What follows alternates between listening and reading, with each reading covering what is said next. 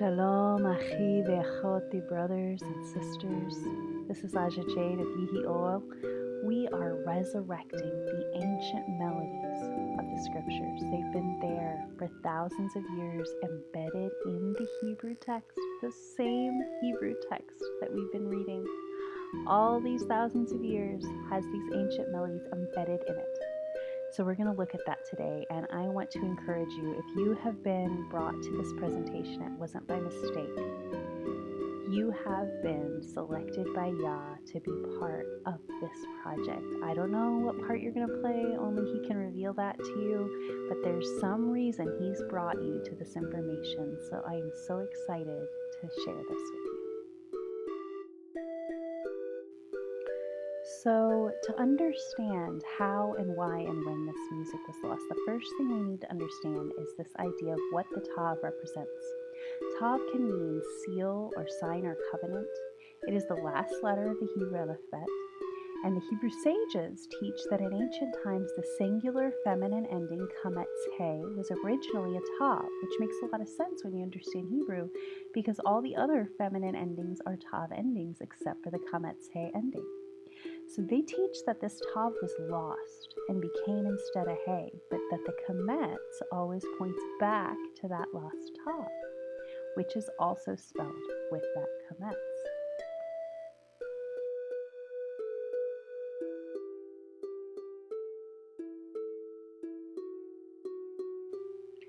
So that lost Tav, let me tell you where I found that lost Tav.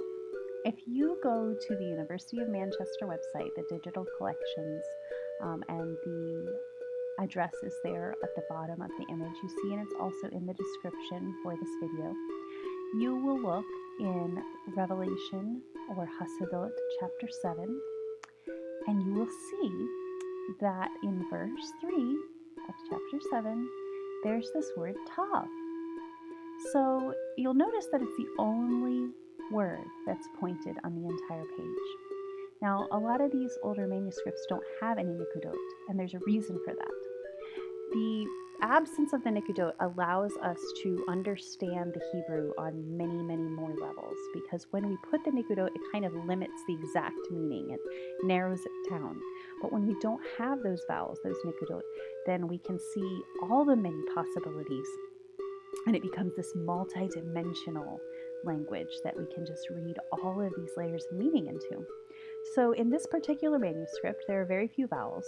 Almost always when you find them, they are going to be loan words or transliterated, Greek words that they're kind of clarifying, hey, this is a word you might not recognize if you're a Hebrew speaker and reader. We're going to go ahead and put the vowels here. Like the word that's in Greek, Philadelphia, right? So here we have a Hebrew word, Tav. And interestingly, there's no other word that this word could be. And yet the scribe has chosen to point this word. And when I noticed that, I thought, gosh, there is a clue there. There's a reason why they chose to point this word. And as we will see as we get further into this, that single word points us back to this music, and the music is found in these little dots and dashes that accompany the text. Now, they're not the nikudot, but in the cantillation marks themselves. In the cantillation marks, or the te'amim, we find the music. So this nikud here is a clue to look to the little dots and dashes, the little jots and tittles, if you will, in the script, in the Hebrew text, to find the music. And we're going to unfold all of that now.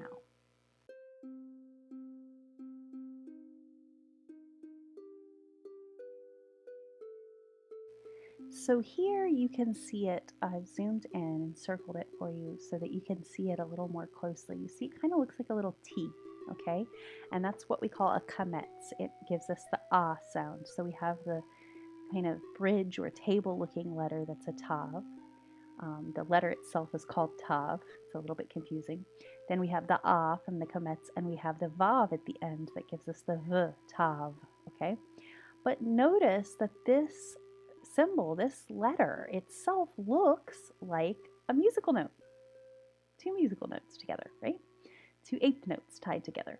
So it's very fascinating when you look at this and see that the letter itself mimics a modern day Western musical note. And of course, it was written far before, the creation of the letter Tav in the Hebrew alphabet came way before any Western music was ever encoded.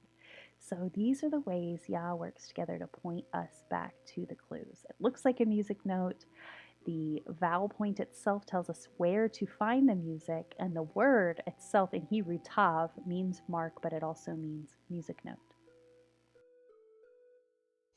So now let's look at where this seal, this Tav, first pops up. In Revelation 7, 2-3, we see, "And I saw an angel which went forth from the east as the rising sun. And he was signed," or sealed, "by the living El. And he affirmed and cried out in a great voice to the four angels, those permitted to destroy the earth and seas. And he said, Do no harm to her, to the earth and to the sea, or to the trees, until I will give the Tav," the mark of the music note, "upon their foreheads," or minds, "the servants of Yehovah." And I do want to point out to you that to have something on your forehead in Hebrew can be a way of saying, kind of a poetic way of saying to have it on your mind. What's in our head, in our forehead, is our mind, our brain. So it caused me to wonder, where else might we see this Tav? Is there a place where this Tav occurs in the Old Testament? And sure enough, we find it in Job. In Job 31:35, it says, "Han tavi, see my mark." And this is notable because first it's the law of first usage, the first place where we see this word used. And here Job is crying out against the injustice, the punishment, the tribulation he's going through, and he knows it's not because of his wickedness and because of his hidden sins, which is what his friends are trying to bring against him.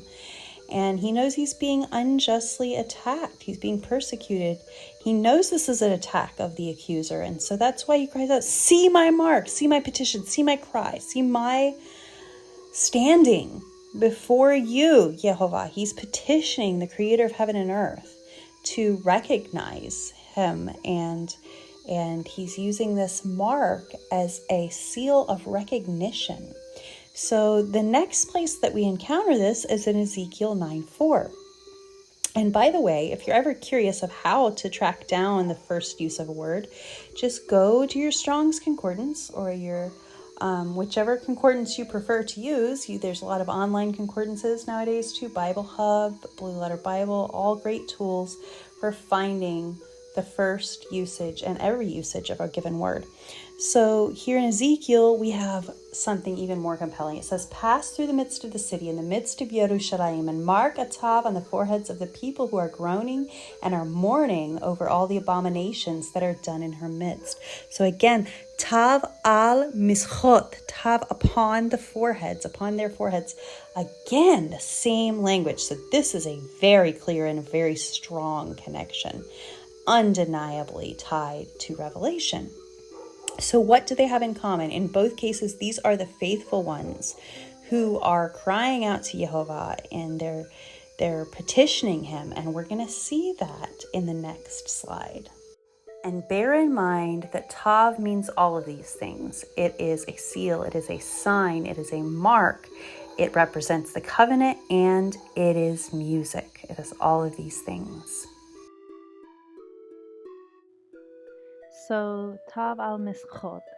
To understand the importance of this phrase and the fact that it only occurs in this exact sequence here in Ezekiel and then in Hasadot, in Revelation, we need to look at the entire chapter. But I want you to look here in the red circle just so you can compare. Tav al Mischot, a mark upon their foreheads. Okay?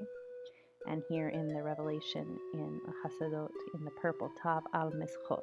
Same phrase. Okay, now let's look at why that's so important. Why is he marking his servants on their foreheads?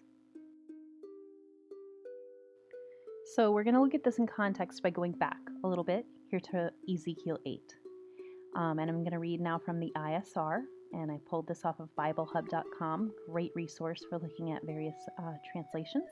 It says, and he said to me, Son of man, do you see what they are doing, the great abominations which the house of Israel are doing here, driving me away from my set apart place, and you are to see still greater abominations.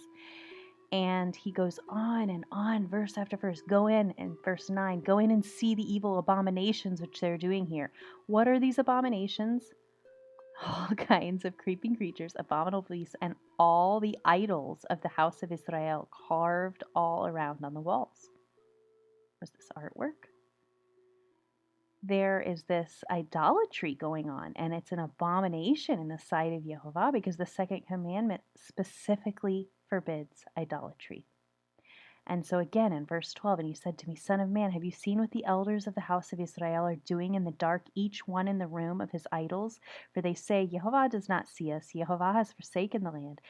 And he said to me, you are to see still greater abominations which they are doing. And he sees the women weeping for Tammuz, and he says, you're going to see still greater abominations. It's greater and greater and greater. You're going to see more and more and more. What are they doing? They're bowing themselves eastward toward the sun, right? And then he says, have you seen, O Son of Man, in verse 17 here, is it a small matter to the house of Yehudah to do the abominations which they have done here? For they have filled the land with violence, and they turn back to provoke me. And see, they're putting the branch to my nose. And to understand this branch to my nose, this is again nature worship and idolatry. So, but it's also a way of saying, look, they're rubbing it in. Not only are they sinning against me, but they're worshiping these images. They're turning their praise, their adoration, they're mingling their prayers and worship with these three-dimensional carved images. That is one of the things he hates the most. He tells us over and over and over. So in Ezekiel 8, we see all this idolatry. And then in Ezekiel 9, we see him marking the foreheads of those who are crying out against these abominations. Let's look at that one more time. So notice whose foreheads are being marked here. Ha'anashim, the people, because this can be male and female. When it is in the masculine, when we're referring to a mixed gender group, we're going to still use the masculine. So the people who are sighing and crying out over all the abominations that are done within it, the ones who are opposed to and crying out and groaning over this idolatry, because those are the ones seeking Yah's face and seeking after the things he loves and delights in, because they know he abhors idolatry more than just about anything else. All right, so I want to tie this all back into Revelation or Hasedot 14, and particularly verses 1 through 3, where it's talking about this song of the 144,000. And I want to relate it over to a verse in Amos that talks about when this music of the temple was lost and why. So first I want to just read some real basic translations, and then we're going to get a little bit deeper into the many dimensions of meaning that are embedded, especially when we don't have the Nikudot. And there's a reason why the Tanakh was originally written without Nikudot, because there's all these levels and layers of meaning that you can derive when you don't limit it with the Nikud, with the vowels. But in any case, let's go ahead and start here. So as it says, I saw a lamb stand upon Mount Zion, and with him 144,000, and upon them was written the name belonging to his Father. And I heard a sound from heaven as a great fountain of waters, and as the sound of many voices, and the sound which I heard was the sound of uprightness. Now that differs from what most Greek translations have, but in this manuscript, as you can see for yourself if you go to the University of Manchester site, and I've got the link there at the bottom for those of you who want to see it for yourself, the word here is kiyashal, the sound as uprightness, as the sound of uprightness. So yashal is actually uprightness, okay? Now, there are people say, oh, well, maybe the scribe made an error. It should have said kinor. It's just one letter different, but it's a nun versus a shayin, which are very different letters in the Hebrew. In any case, if we just read it at its face value and don't try to interpret and read into the text, what it says is the sound of uprightness. Now, what's so interesting to me about this is when we look over at Amos 5, and Amos 5 is a rebuke and a call to repentance. And, you know, at this point, Yah is just fed up with the way they're keeping the feasts.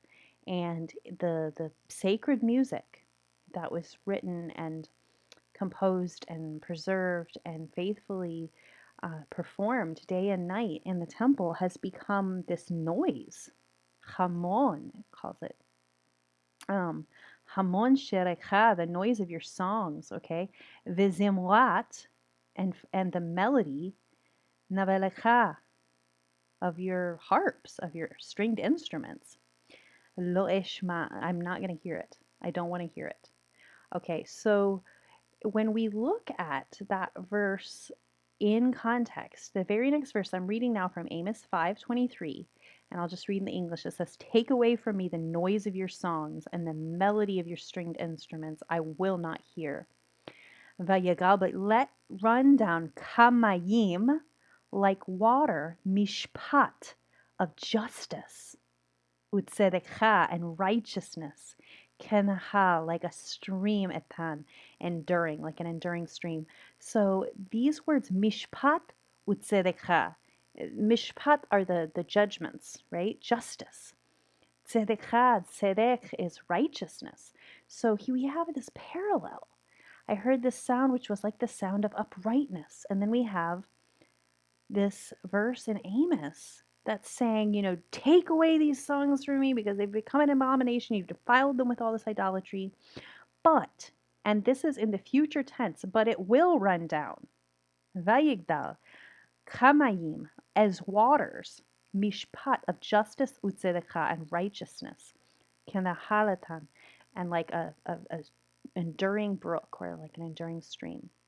So we have this sound, which is like the sound of many waters, a great fountain of waters, and the sound of uprightness. And then we have in Hasadot, in Revelation, and then in Amos 5:23 and 24, we have this cross comparison. What happened with the music, why it was taken away, is because it became defiled with idolatry. He hates it. And then we're going to go on. It says, and they are singing a renewed song. And I'm going to explain to you in depth why we're translating it that way here in a minute. But just bear with me. And they are singing a renewed song before the throne and before the four living creatures and the elders. And none will be able to learn the song, only alone the 144,000 which are purchased from the earth. Again, this is a very surface translation. And 14:3 in particular is a multi-dimensional text. There's so much in it. So let's get into that. So let's talk about renewed versus new. The word new is chadash, okay? But also the word new is chadesh, just one nikud different, okay? So, and if we actually had a yod there, it's renewed, chidesh. So chadesh, chidesh, chadash, it's all this root word, and all of Hebrew goes back to these three-letter roots, okay? So new, renewed, and here, really, this chadesh with the same exact letters, and in this manuscript, we don't have any of the nukud, so it could be either, is an imperative verb, renew. It's a commandment. It's telling them to renew it, right? So let's talk about Ecclesiastes 1:9 through 10 as an example. What has been shall be. What has been done is what shall be done, and there is no new matter under the sun. Is there a matter of which it is said, see, this is new? It was here already long ago. If nothing is new, then this music is renewed, okay? And furthermore, I want to bring another example to you. Rosh Chodesh. Rosh Chodesh is the new moon. Well, of course, it's not a brand new moon. He didn't make a new moon every month. It's the same moon. It's just showing its face full, and then going back down and waning. And then when it's gone and there's no, reflection from the sun at light anymore, we call it a new moon. But it's not that it's actually new, although some pagan cultures believed it was reborn every month. But we know that scientifically what's going on there is that it's being renewed. So that concept is embedded in this word. So let's look now with that perspective at Revelation or Hasadot 14:3, where it says, Mizmorim hashir chadash, and they will sing a new song, and they will renew the song. Okay, and in a sense too, we have this imperative form too, where it's saying, "And you shall renew the songs." So let's look at all of those together and break this down a little more. When we look back a little bit in the same book Hasidut in Revelation 5:19, we see the same kind of language. It's the first time we see this. It says, "And they shall renew the song." Okay, here again we have this imperative form. Okay, vazimlu. Okay, that can be, and they will sing, shil, song, chadash, new. It can also be, and they will sing, and then we have this word chadesh, renew, and they will sing anew, right? And they shall renew the song. All of these things are embedded in this verse. So now let's look back again. We see again in verse 13 the Psalms show up again of chapter 5. But let's jump back over here and look a little closer at this word zemal. When you notice here all the way to the right here, vezemlu has the three center letters zayin, mem, resh, zemal. And that's the root of mizmor, what the Psalms are, the Mizmorim. It's the root of the word to sing. And so we're going to look at that word a little bit more. So this root word zamal, in almost every case, is translated as music or melody. But it goes back to this root to pluck. And so there's a place in Genesis where it's used to describe the plucking of fruits. And it's like Yaakov is telling his son, bring the pluckings, bring the best pluckings back to Egypt with you as a gift to Yosef to kind of satiate him because they're really worried about how they have this money still in their bags. But this word is interesting because, like I say, it has kind of this dual meaning. And we're going to see where it's tied in the text to our strength and even our salvation. So there is more to this melody than it would appear on the surface. This is a very deep word, and it's a very powerful word. So now I want to go a little bit more in depth into how the grammar bears out. So in Hebrew, you have the construction of the words is very important into their meaning. So you have this concept called the predicate adjective, where, and this is a bit of an advanced concept for those who aren't familiar with Hebrew, so I'm going to try to make it as simple as possible. In English, we would just say the new song. But in Hebrew, you would say the song. Now, in Hebrew, they don't have they have a hey affix. So the hey will be attached to the front of a word. So, for example, Chashir HaChadash could be the new song. But that's not what we see here. When a noun takes the definite article, but the adjective does not, then the adjective is being used as a predicate adjective. The predicate basically becomes an action. The adjective, rather, becomes an action. So the state of being verb is not used here in the Hebrew, but it is implied in the grammar. So we have this first word, which is the verb, though we're going to look at how it actually gives us a clue to a noun as well, but we're just going to look at it as a verb right now because that's what it is. And it's vemezamlim, okay? And they are singing. It's a present tense. And it has that vav added to the beginning. And so it says, and they are singing. Now, what are they singing? Hashir Chadash, okay? The new song or the renewed song. Now, why is it renewed and not new? Chadash, in the most simple form, means new. But since we have hashil, we have that definite article being applied, that the being applied to shil, which means song, and we don't have that applied to the chadash, we can look at this as a predicate adjective, meaning it takes action. It becomes renewed. It turns it almost like into a verb. So Basically, we can read it in two ways. We can read it as, and their might or their strength is the song renewed, or we can read it as, and they are singing the renewed song. Both can be valid translations, both can be valid understandings of this verse. And that's not all. We've got more. Let's keep going. So I want to look at one more clue we can find in this verse. And to really fully wrap our minds around this clue, we need to understand a few things. First of all, the ancient sages had this acronym, parties. They still use it into modern day. And it stands for Peshat, Remez, Sod, and Drash. 4 ways of looking at any given verse. I don't want to go in depth into it, but the point is they understood it was multidimensional and they tried to look at all the different layers. So one of those layers is called Sod. That means secrets. Remember, this is the book of Hasadot. So we need to also always be looking for the Sod meanings, the secret meanings.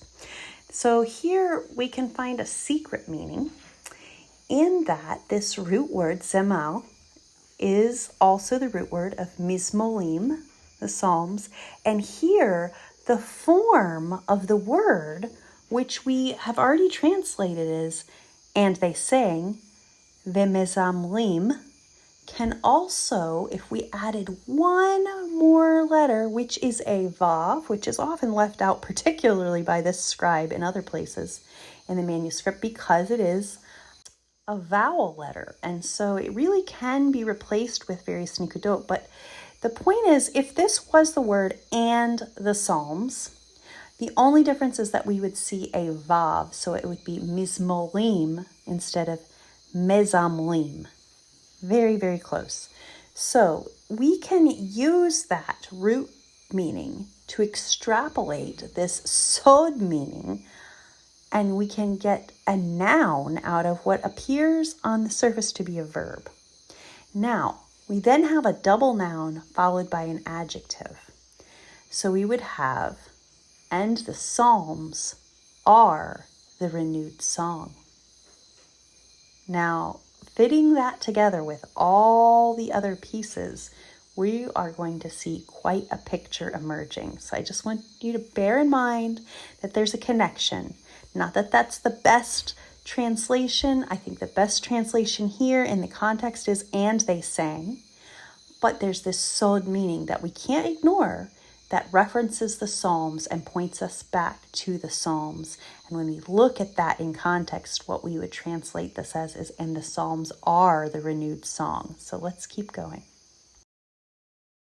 So the next thing we need to be aware of in order to see the whole picture of what this verse is pointing us to is these 2 words in red, v'shum echad.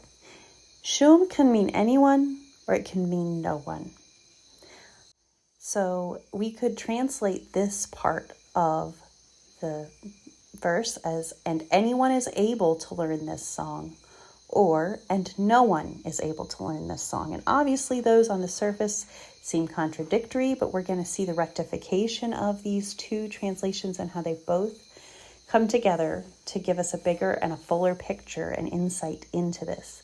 So I just want you to keep that in mind. B'shum echad yechol lemod, hashir chazot rak elu. Okay. And anyone is able to learn this song, but only, and that's the next part of this. So let's look at that part. Rak elu.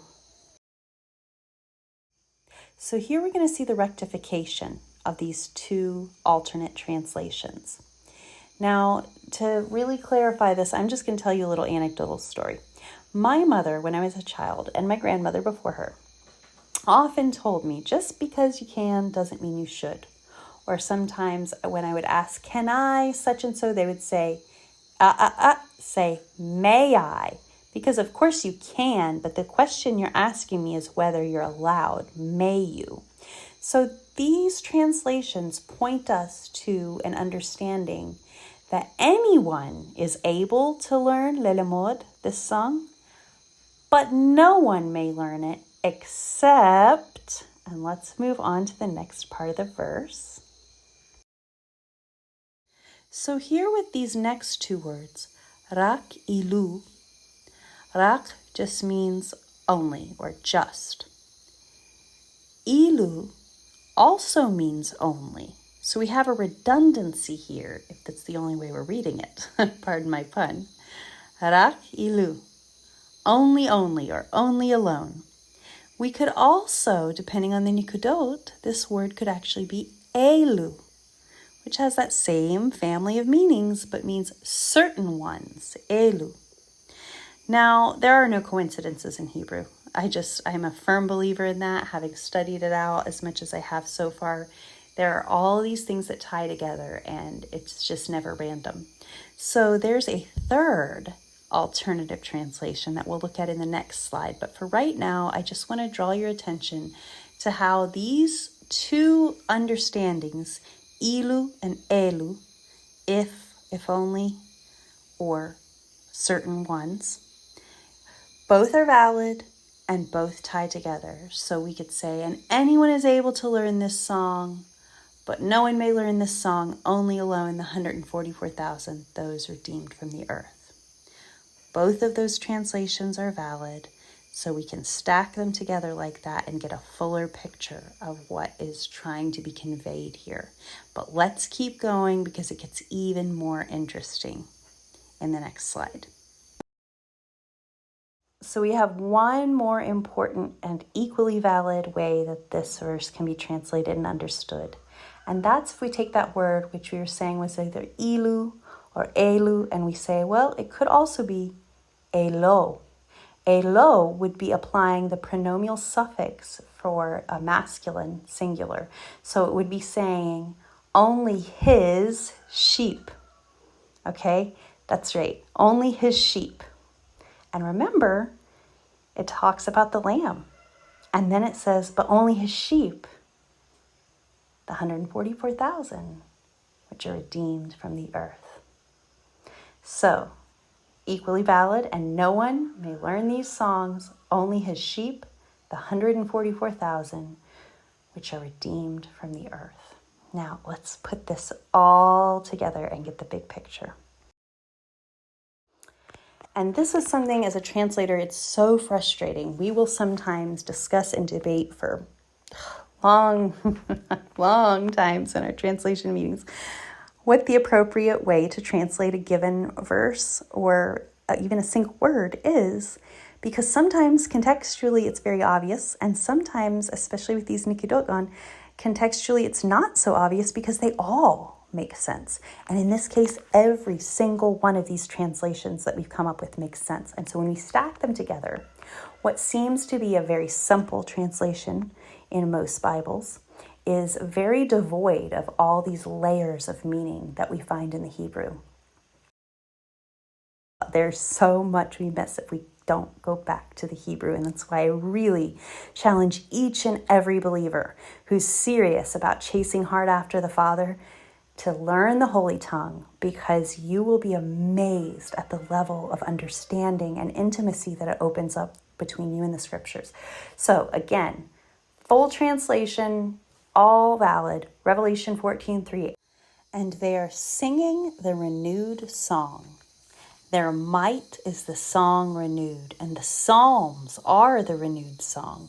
And anyone is able to learn this song, but no one may learn this song, just certain ones, only alone his sheep, the 144,000 which are redeemed from the earth. So I want to point out here that the emphasis is that anyone has this opportunity, but not just anyone is going to be able to benefit from this opportunity. So there's going to be testing, there's going to be sifting, there's going to be tribulation to weed out those who are filled with pride, those who are the false bride, those who are the foolish bride, and to whittle it down to those who have a true heart for Yehovah, are willing to endure the persecutions and the slings and the arrows and all the things that come their way and stay firm and stay true to this calling.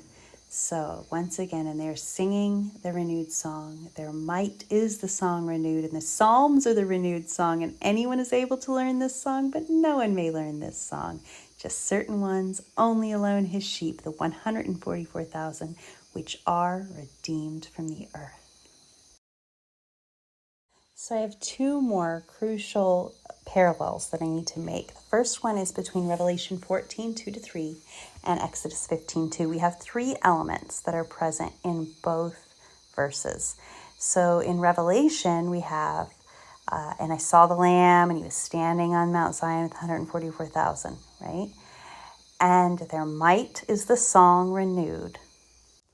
And the Psalms are the renewed song. So we have the Lamb, we have might, we have this song, and it's all there together, tied together in the verse. Now in Exodus 15:2, we have my strength and song is Yah, and was for me for salvation. So Yeshua, or Yeshu, as he was referred to in this manuscript, we know he's the Lamb. And here in Exodus 15, it's true, it's not his name. And Orthodox Jews will argue, well, this is a totally different word. Well, it's not really totally different. It's the word for salvation. And salvation is part of Yeshua's name. The full name is Yehoshua, Yehovah, Yesha. Yesha is salvation. That's the root word, the three-letter root, Yesha. So here we have another word that contains that three-letter root. And the way it says was for me, li, okay, to me, Lishua. Lishua is a form of Yeshua, and it has that lamed prefix, which kind of turns it into a verb and makes it, or tells us it's for or to. So that prefix means for or to. So when we read that out, it's going to say, and was for me for salvation, or to Yeshua, or for Yeshua. So Yah's song belongs to Yeshua. Do you see that? It belongs to Yeshua, and it shows up in both Revelation 5 and Revelation 14 in context with the Lamb. So, and you can cross-check that. There's too much to include every single cross-reference, but go back to Revelation 5 and you'll see that where that new song is first mentioned, it's where the Lamb that's worthy to open the scroll is brought out. Now, there's one more very important parallel that ties all of this back together with Exodus 15 and that Song of the Sea. And I want to draw your attention to the word that's translated as multitude. When it says lost because of me, the multitude of your songs, that word for multitude is actually the word for a crowd or a mob. And I'm using multitude here because it's a dual meaning. It's talking about something that's great in quantity, a crowd or a mob, but it's also coming back to this idea of a sound. And this, of course, relates back to the many voices in Revelation 14:2. So do you see how this all ties together? This is when the Tav was lost. This is when the Tav was lost. And what happened right after this? The temple was destroyed, right? And they went into diaspora for a long time. So we are now in these last days in a very similar time. Our true doctrine that was given to us from his instructions has been adulterated, has been defiled by all kinds of pagan traditions. And so we've lost all of these things, and yet now we are at this point in Revelation where we are going to begin to rediscover this justice, this righteousness, and it's going to become in its climax. We're not there yet. We're just starting to begin to see some notes of it. But when we bring this music out, it's going to change us. We already see this song changing us. Discovering this song is bringing out, it is unearthing, it is revealing all kinds of ugliness within all of us. And all of that has to be stripped away so that we can be prepared for the return of our Messiah. So these verses are tying together this concept of the music being lost, and the music being discovered once again. So the last little bit of insight I want to give you guys on this and how this seems unbelievable. Believe me, I know. I'm every day like trying to pinch myself and see if I wake up. It's a dream come true for me to be part of this. It's an honor. It's a blessing. It's a tremendous responsibility. And I am not going to pretend I have not been under serious attack from the adversary. Like I said, he's just stomping like Rumpelstiltskin, trying to distract me, trying to get me off track, off focus, but I am going to do my Father's work.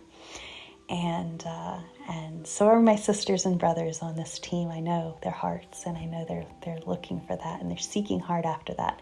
So, in Revelation, or Hasidot 17:14, it says, "And they, the fallen angels and beast system," and that's another discussion, but that is what it says in this manuscript, and you can look at it yourself.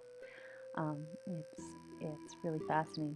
And they will make war with the Lamb, and the Lamb will overcome them, because he is Master of masters and King of kings, and with him are the chosen and the faithful. So, ha-ma'amanim. This word is ma'amanim. It's the word faithful ones, okay? The chosen are the faithful ones. And if you listen, if you slow it down, ma'amenim, you hear the word amen. Amen is the root word, okay? Aleph, mem, nun. Amen, we all know that word. Your average mainstream Christian knows the word amen. It means may it be so. It means verily. It means amen, you know. And so it means to believe or to trust in something and to be faithful to something. So these are the ones who are with him who are going to overcome. The ones that are faithful to the end, the ones who believe in him, the ones who trust in him, the ones who never allow their allegiance to be swayed from him. So there's related words to this that all come out of this root. We can think of them as like a family. So there's this family of words: faithful or faithfulness, loyal, credible, artisan. Music is an art form, isn't it? Training. I'm going to have to lilimod this song, aren't we? Devotion, reliable, trustworthy, authentic. This is a powerful word, guys. Who can live up to that calling? I know I'm working on those things. I know I fall short, and thank Yehovah for giving us Yeshua HaMashiach to cover all of our shortcomings, because if it was up to us, we would all come up short, but he paid it all for us on the cross. So this is what I'm putting forward to you. The music was taken away for unfaithfulness. The music will only be revealed to those who are faithful. So is the grand concerto contained in the scriptures the song of 144,000? I don't know, but there's a lot of really amazing things coming together. We have this deciphering key that has been given to us, and you know what? I want to emphasize something. Yah does not need a single one of us to accomplish this. Whoever is here listening to this right now, he doesn't need you, but you're invited.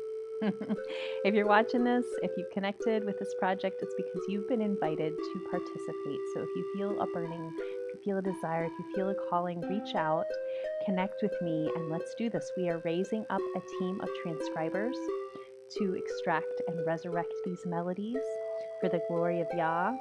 It is imperative that you have a tight walk with Yah, that you are quick to repent when you fail, that you acknowledge the Torah and the importance of that, and really just seeking the Father's face in every way. But if you feel called to help us recover these melodies, it is not a mistake that we have been given these melodies at a time such as this.